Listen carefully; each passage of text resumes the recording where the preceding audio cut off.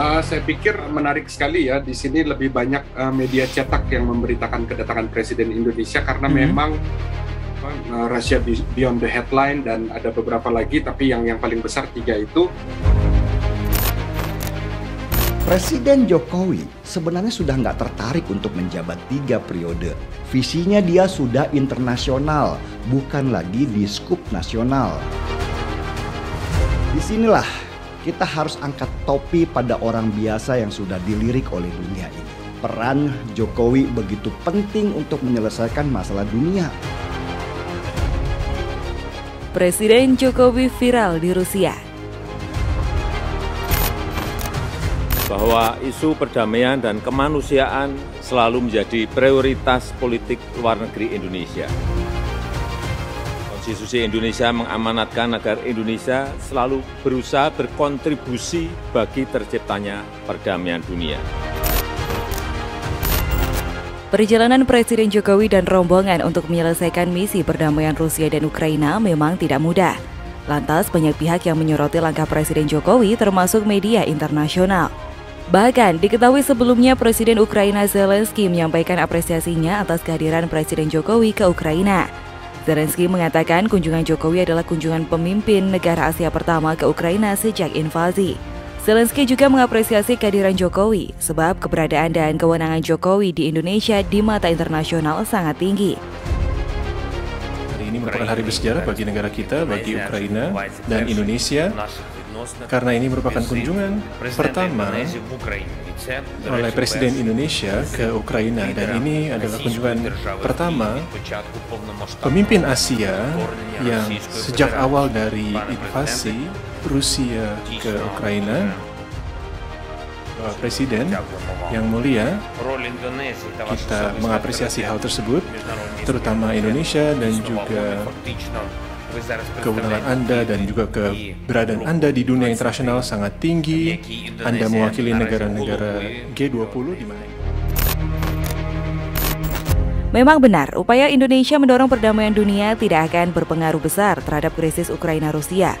Co-founder Asosiasi Persahabatan Rusia-Indonesia Lawrence Raymond Sihombing menilai kunjungan Presiden Jokowi ke Rusia hanya akan berpengaruh sedikit terhadap keputusan Presiden Rusia Vladimir Putin melakukan invasi militer khusus ke Ukraina.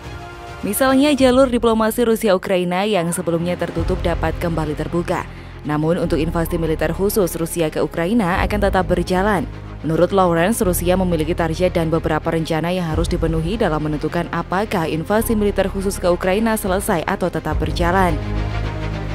Saya pikir menarik sekali ya, di sini lebih banyak media cetak yang memberitakan kedatangan Presiden Indonesia karena memang sudah ada 3 media cetak besar ya, salah satunya adalah RIA Novosti, lalu juga Russia Beyond the Headline dan ada beberapa lagi, tapi yang paling besar 3 itu. Mereka lebih memfokuskan kepada tema seperti misalnya membuka logistik baru atau bisnis baru dengan negara-negara Asia khususnya Indonesia. Media di Rusia tahu betul karena mereka yang ada di lapangan saat ini mungkin akan sedikit berpengaruh terhadap keputusan Presiden Rusia dalam operasi militer ini, tetapi tidak akan berpengaruh banyak menurut media di Rusia. Di lain pihak, pegiat media sosial Denny Siregar terkesima dengan kiprah Presiden Jokowi. Terlebih ketika Jokowi berniat mendamaikan Rusia-Ukraina yang terlibat pertempuran sejak beberapa waktu lalu. Jokowi bahkan menyambangi kedua negara itu demi misi perdamaian. Menurut Denny Siregar, Jokowi memiliki visi internasional. Denny bahkan menyebut Jokowi sudah berambisi menjadi Sekretaris Jenderal PBB. Presiden Jokowi sebenarnya sudah nggak tertarik untuk menjabat 3 periode.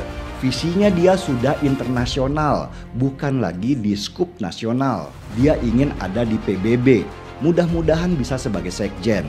Dan Jokowi hanya ingin di Indonesia ada calon presiden yang bisa menjaga legasinya supaya tidak dirusak dan akan merusak namanya dia di dunia internasional. Kemudian yang mengejutkan, sorotan misi Presiden Jokowi damaikan Rusia-Ukraina tidak hanya datang dari pengamat hingga pegiat sosial.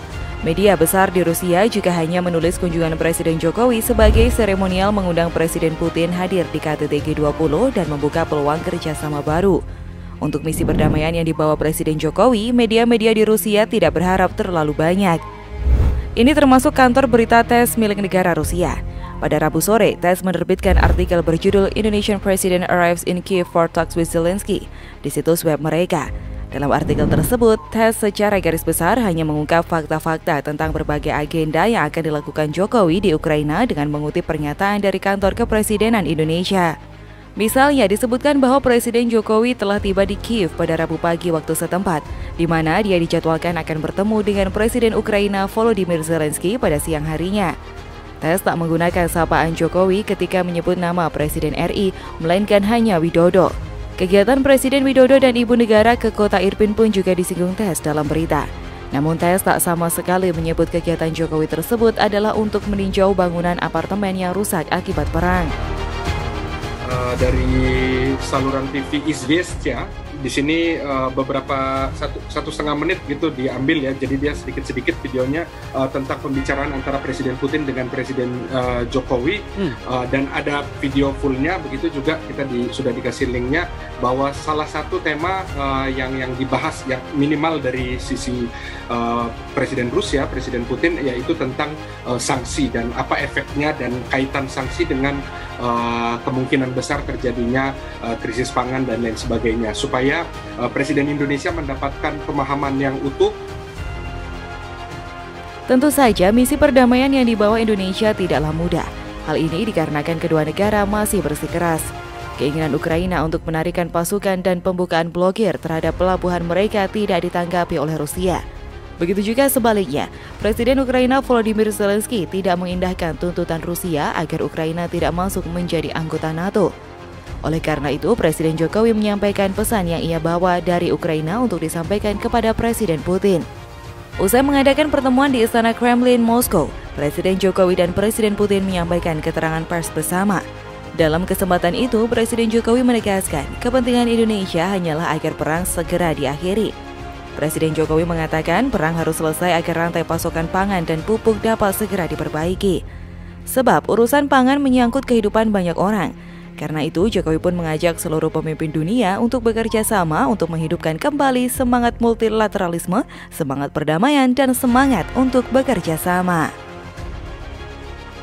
Saya tegaskan posisi prinsip Indonesia mengenai pentingnya penghormatan terhadap kedaulatan dan integritas wilayah.